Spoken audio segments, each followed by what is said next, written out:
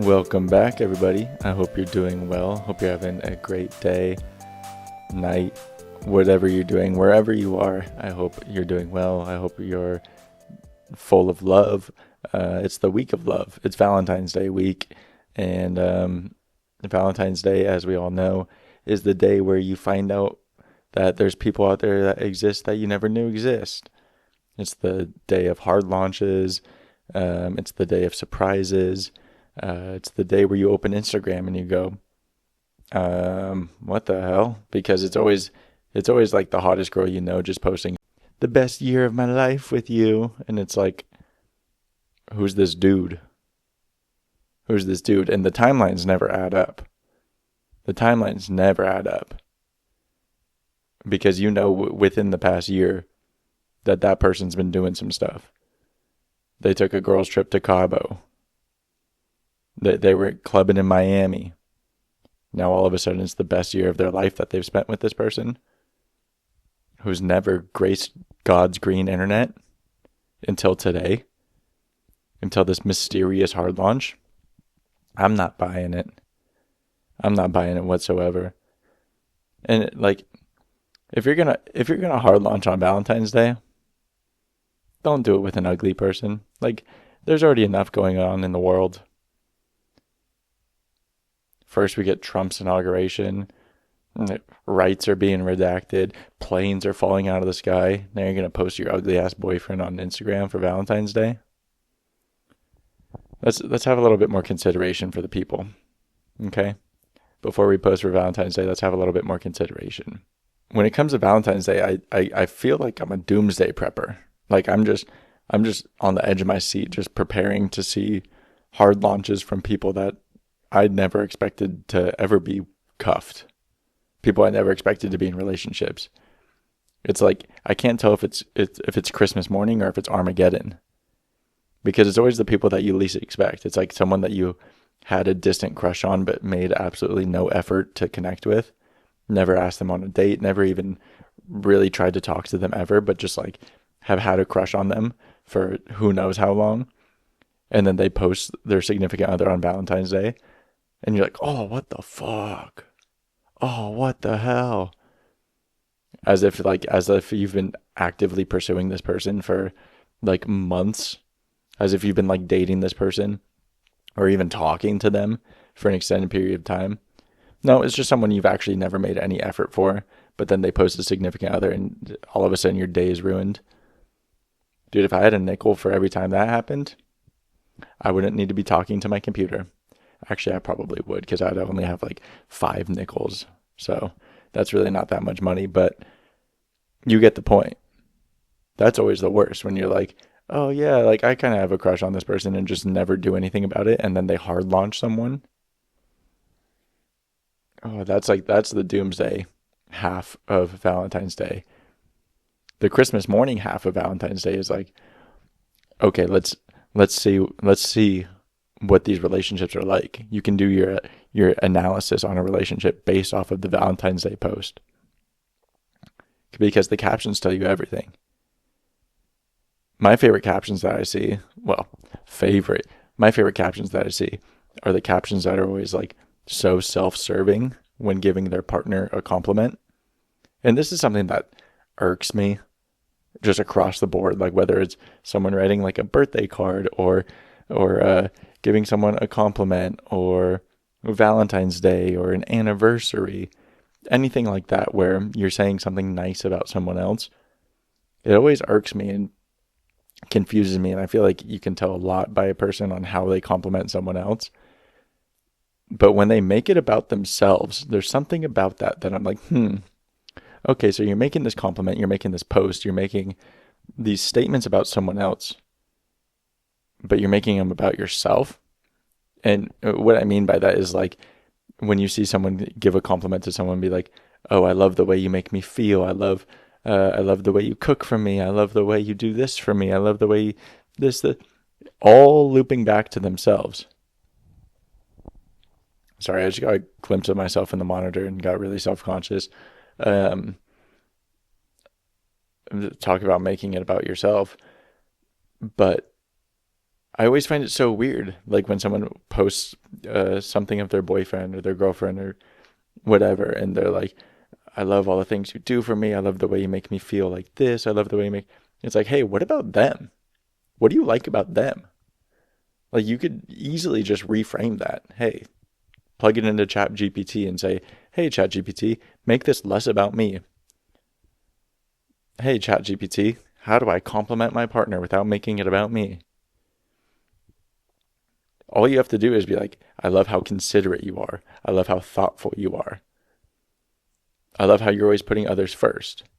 I love how your priorities. Like, it's really not that hard to give someone a genuine compliment without making it about yourself.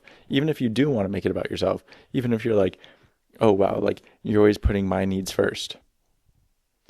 Okay, let's rephrase that. I love how thoughtful and considerate you are. Boom. Hey, fucking sign me up. I'm just going to start a service where people send me a message of, hey, this is what I'm thinking about writing in my Valentine's Day card. Can you rewrite it? We-wide it? Hey, can you we-wide it for me? And then I rewrite it and I send it back. And I say, hey, here you go. Here's at least 6 extra months to your relationship. Because it was probably about to end if you actually gave them that card. But now, at least 6 months guaranteed from this one card. Because when you inevitably fuck up, they're going to go back to that card and be like, well, remember when he said this? Or remember when she said this?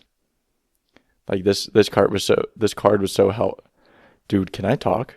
This card was so heartfelt that I have to at least give him another 6 months. That's what it would be like. You could go be yourself for 6 months and ruin the relationship. And then they're just going to have this card as a crutch. And they're just going to read it and be like, yeah, but remember when they said this? That's going to be me. That's me. That's my service. So sign up. Send me an email or something. It's only $100 per card. I really don't know the last time I celebrated a Valentine's Day. Like, I genuinely think I've only celebrated Valentine's Day twice in my life with the first girlfriend I ever had. So I think that was 2 Valentines. I don't really remember the timeline that well, but I do remember there's only one Valentine's Day I actually remember, and it was what I believe to be my last Valentine's Day.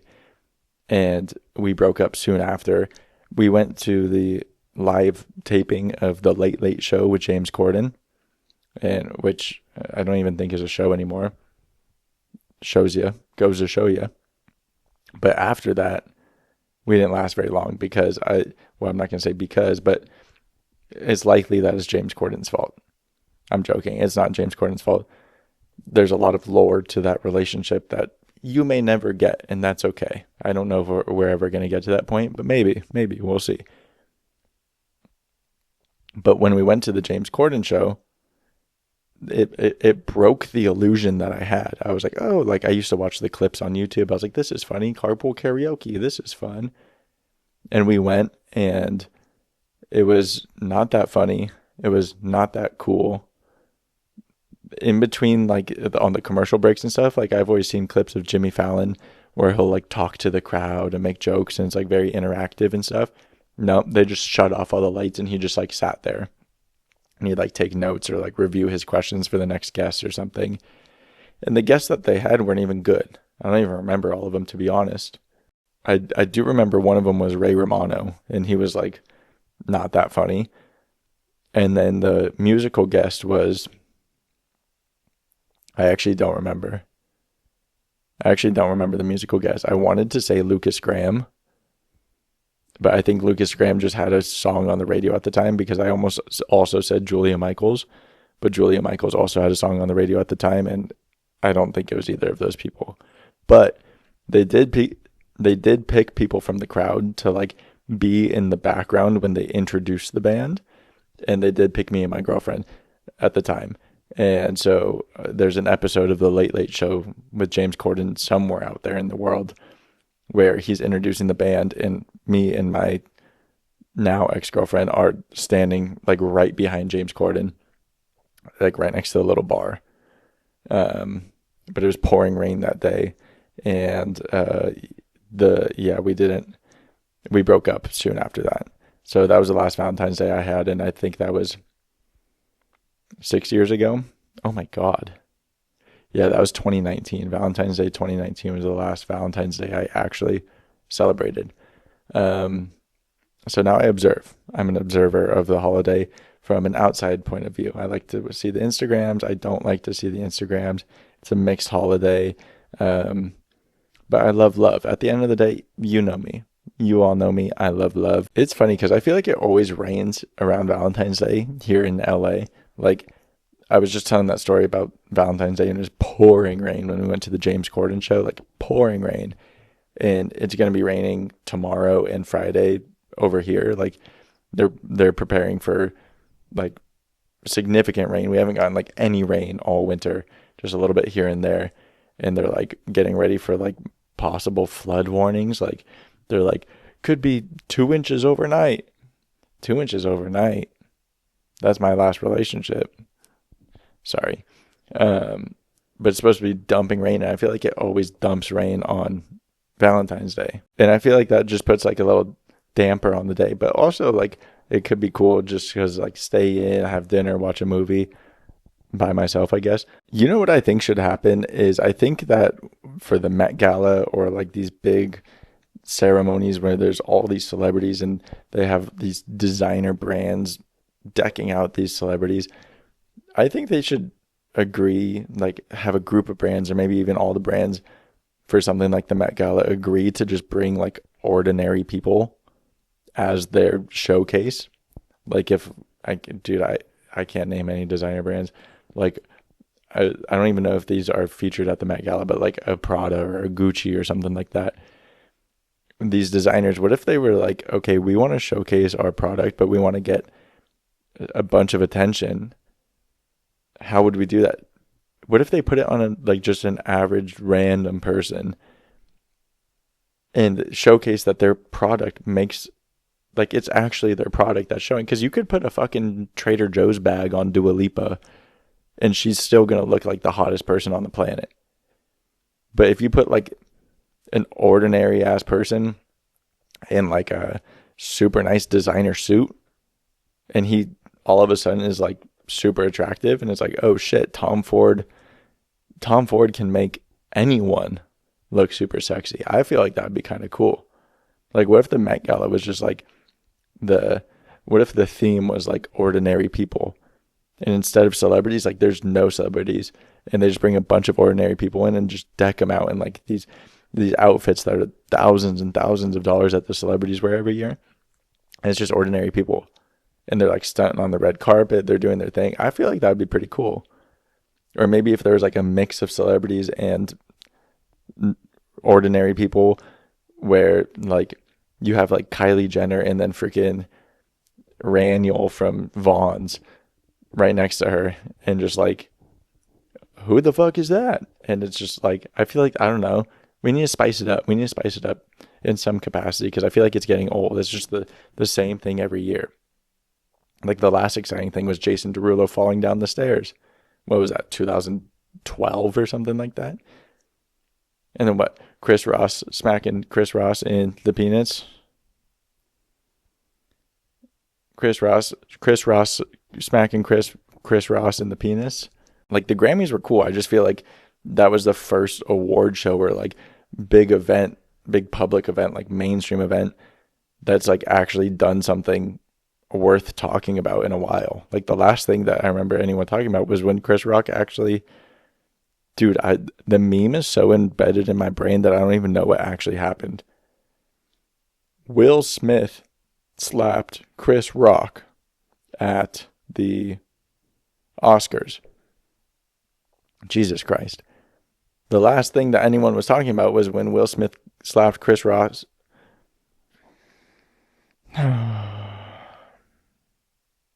When Will Smith slapped Chris Rock at the Oscars. Jesus Christ. Also, it's midnight and I just ate fajitas. So,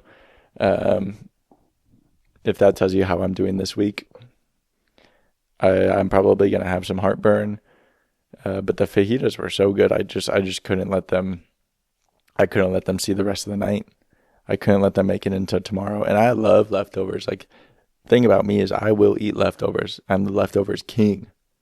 I love leftovers. But these fajitas, I could not let them see the light of day tomorrow. They were so good, I had to eat them up. And I put some Cholula on them. This is how little I eat hot sauce, because like my body just does not react well to it. The caucasity of it all. I went to grab my Cholula to put on my fajitas, and I looked, and I was like, oh, maybe like I should look at the expiration date. And it was like April 2023. And I was like, oh, this is almost a year expired. That's insane. And the crazy thing is, I know that I've used that bottle of Cholula within the past year, for sure. And it's just been expired, but I don't even know what expired Cholula is. Like, does it just get more vinegary, or is it like actually bad? Like, does it go bad? Because I feel like all of like the stuff in there doesn't really go bad. I feel like those are just things that last forever. I don't know. But anyways, I threw away that bottle of Cholula because I was like, maybe I shouldn't. And then I went and grabbed, because I remember I was like, oh, I have another bottle of Cholula in the garage, a big bottle for some reason. Went and grabbed the big bottle. It expires in 7 days. Like, what's the lifespan on Cholula? It's got to be like at least a couple years. And I have 2 bottles that are, one expired and the other almost expired, like in a week's time going to be expired. What am I doing? Anyways, I ate the fajitas. I put Cholula on them. It was so delicious. And then I came in here to record this. So, yeah, I have a belly full of fajitas at midnight on a Wednesday. I was just watching the Four Nations face-off hockey. So they did that instead of the All-Star break this year. So they're having USA, Finland, Sweden, and Canada compete against each other. And it's all NHL players from those countries. And tonight was the first game between Canada and Sweden. It was the most exciting hockey I've watched in so long. Like, I don't remember the last time I watched an all-star game, because they just kind of like putz around. It's kind of like the Pro Bowl in football. Like, nobody takes it seriously. And this year they switched it to the Four Nation face-off. It was insane. It went into overtime. Canada beat Sweden 4-3 in overtime. Sidney Crosby got 3 assists. Like, it was so fun to watch. Like, the caliber of play, I was like, this is insane. Like, we've been getting robbed of this in the Olympics for so long, because the NHL and the IIHF were just like feuding, and Gary Bettman, the commissioner of the NHL, is just like, no, actually my players are not going to play in the Olympics. And we've been getting robbed of some of the best hockey, if not the best hockey of all time. Like, some of the greatest players of all time have been playing in the NHL, and we've been robbed of that in international play and the Olympics for 10 plus years now. It's criminal. It's absolutely criminal. But I know you guys don't come here to listen to me talk about sports, so that's that. I'm just telling you what I did today at this point, okay? Oh, actually, one thing that the Cholula reminded me of was Hot Ones, because I saw a clip earlier today of Lady Gaga, like the trailer of Lady Gaga gonna be... Dude, can I string together a sentence? I saw the trailer of Lady Gaga gonna be on Hot Ones. I saw the trailer that Lady Gaga is going to be on Hot Ones soon. And she's wearing like a crazy dress, and she can only eat wings with one hand. Ha ha ha. So funny, Gaga. But I noticed, I was like, oh, I haven't really watched a ton of Hot Ones in the last couple of years or whatever. Like, I'll see them here and there. And I realized that since COVID, they have 2 tables. So it's like, when it does the wide shot where you can see both of them, they're so far apart from one another. Like, Sean Evans and the guest are like seemingly 10 feet apart from each other. I'm like, that's such an awkward distance to be talking to someone like over a meal. Like, I feel like Hot Ones, when it used to just be them like sharing a table and they were face to face, like, that's so much better. Like, we need to Drew Barrymore-ify Hot Ones. And like, I get like the, make people take a COVID test, make them take a flu test. Like, I understand the health precautions that need to take place with distancing. I'm not saying to ignore those, but like, we can take the steps, we can take the precautions, but we need to Drew Barrymore-ify hot ones. I need them like face to face. I need the sauces. I need their wings touching. I need the thin veil of hot sauce to be separating Sean Evans and the guest. I need that tension to be built. Like, you know how Amelia de Moldenberg, is that her last name? De Moldenberg? I feel like that's right. I said that with such confidence that it didn't even register that I might be saying it wrong. But on her chicken shop dates, they're sitting at like the same table. And it's kind of a big table, like they're not like face to face, but I feel like that adds to the show. I feel like that adds to the chemistry. And hers is obviously more of like a dating oriented show. But in the episodes that Sean Evans has chemistry with a guest, they're so much better. Like they're so much better when there's like the chemistry between them. They're looking into each other's eyes from across the table rather than like 10 feet apart. Like I feel like I would be like yelling at Sean Evans, being like, hey, how are your wings over there? I don't think I would be able to get over the whole distance thing. I would they would ask me a question and be like, Sean, why are you so far? Do I smell? Do you hate me? Am I ugly? Do I have bad breath? That's like one of the biggest insecurities I have is like stinking. I don't like the thought of me smelling. Like if someone was like, oh, he has bad breath, or oh, he kind of smelled like BO. Even after the gym, I'm like, don't even come near me. Don't even come near me after the gym. And it's like, I probably don't smell that bad, but just like being a little bit sweaty, a little bit stinky.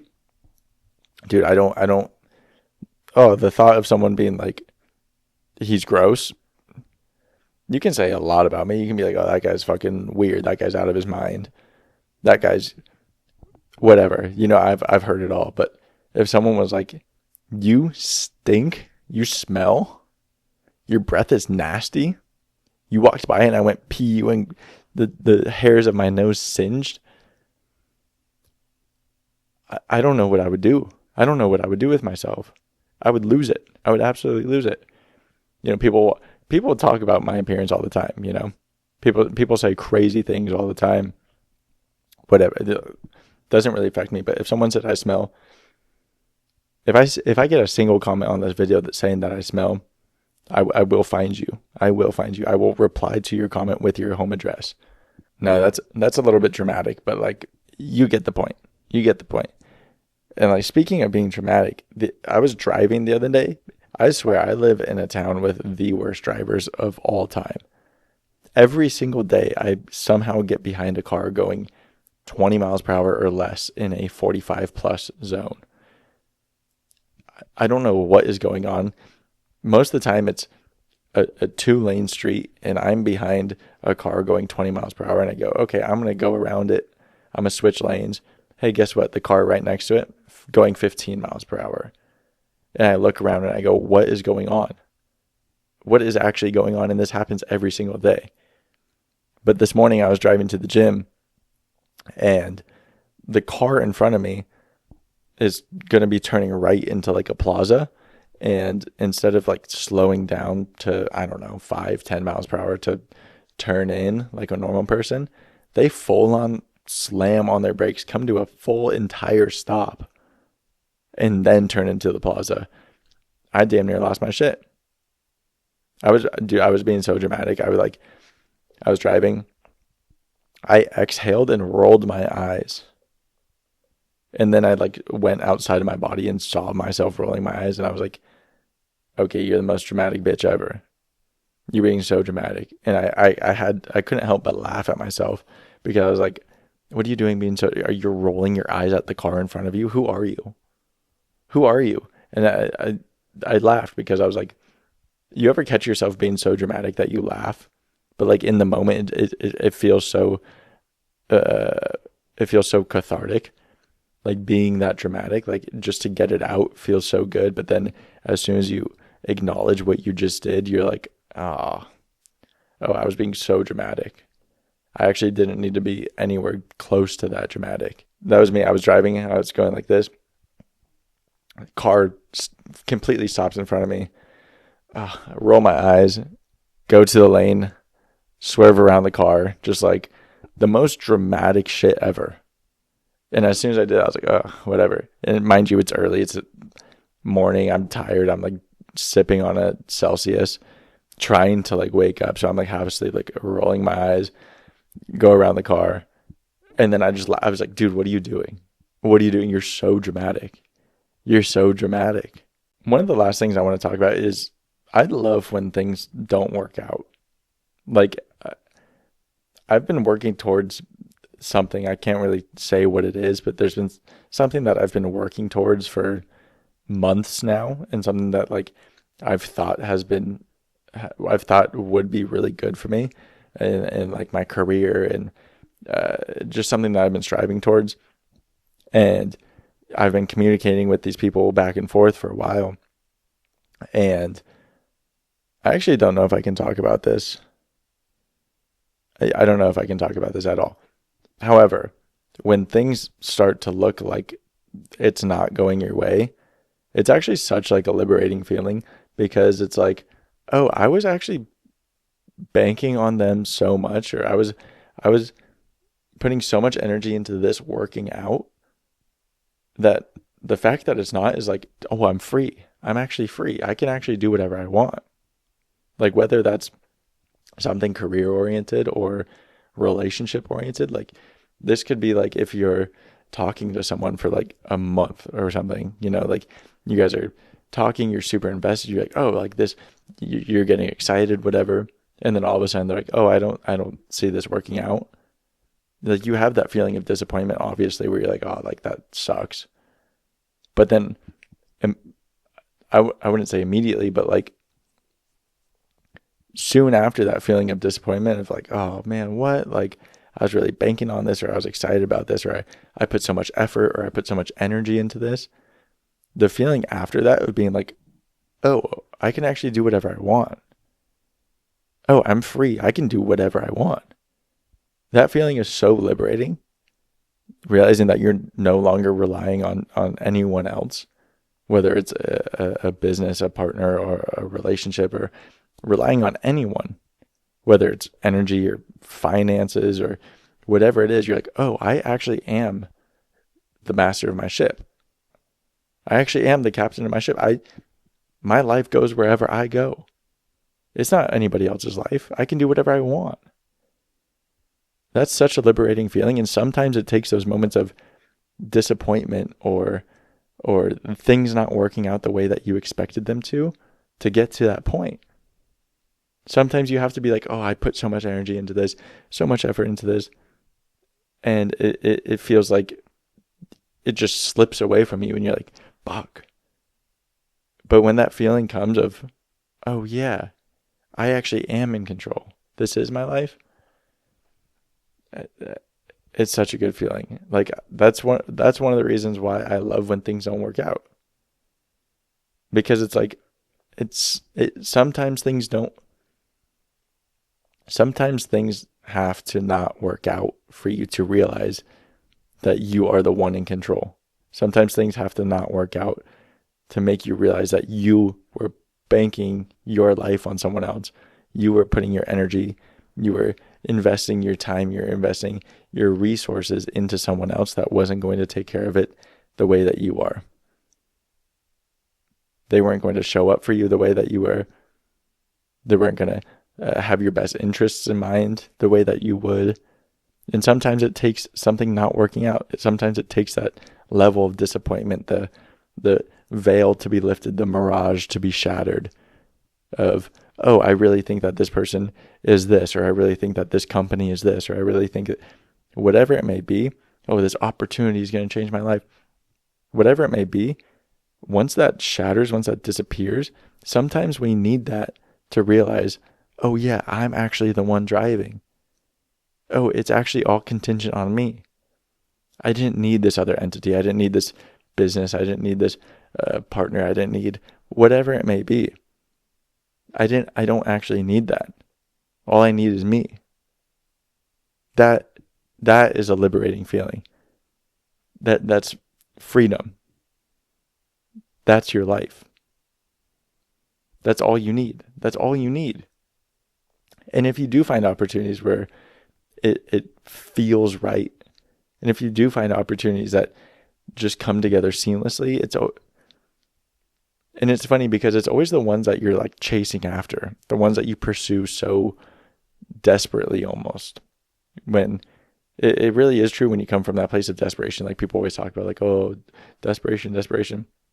But like if it's like a job and you're like, oh, I've been going after this job, I've been going after this job, like I really, really want it. I really want this opportunity. Like I think it would be great for me. And then you get it and you're like, oh, this isn't at all what I thought. Or you don't get it and you're like, oh, what do I do now? It's always then that an opportunity comes in so organically that's actually meant for you. And those are the opportunities that are going to be the best. Like something that just comes up and is like, it comes into your life naturally that you aren't chasing after. Like it's so cliche to be like, oh, I don't chase, I attract. Yeah, that's insanely cliche. Like that doesn't mean that you can't pursue things. That doesn't mean that you can't be ambitious. That doesn't mean you can't go after the things that you want. But it's oftentimes the things that you're really, really holding on to tight, are the things that aren't going to be for you anyways. They're the things that aren't going to serve you. It's like, I've been talking to this person. I really like them. When they text me, I get this. Like, when are they going to text back? I really want to go on a date. This is, that's not the person for you. And sometimes it takes like going on a couple dates. Sometimes it takes riding that roller coaster and then them being like, I'm not looking for a relationship right now. The same thing as a job offer being like, you're going after the job offer, you're following up, you're sending your emails, you're sending your cover letters, you're doing all of the things like, hey, just checking in, sending all whatever. And then being like, oh, I don't think that this is going to be a good fit. We decided to go with someone else. That's the same thing as someone being like, oh, I'm not ready for a relationship. And then you see them hard launch on Valentine's Day. It's the same shit. It's the same shit. Because you were putting so much energy into it. You were chasing it. You were holding on to it. And it was never meant for you in the first place. It was never meant for you in the first place. It's always the things that come naturally that are attracted to you from your hard work, from the good that you put into the world, from the positivity. It's always the things that it's like, oh, I've seen how hard you've been working, or I saw the way that you've impacted this other person. Here's an opportunity for you. It's always those types of things that are actually worth it, not, oh, you emailed me 52 times. Yeah, I think maybe we'll give you a shot. And then you go work for the company and you're like, oh, this company culture is awful. They don't have the resources. I ask for help and I don't hear back from people. I'm left on my own. I'm spread way too thin. I have way too much on my plate. All of everything I'm saying here also applies to relationships. It applies to all areas of life. The things that you're so desperately grasping onto are almost never worth it. It's the things that come from you. It's the things that you produce. Your energy draws in. Those are the things that are going to be worth it. Okay, I'm done preaching. Sometimes I get into preacher mode. I'm done preaching to y'all. I hope you have a great Valentine's Day. I hope it's full of love, romantic, platonic, self-love.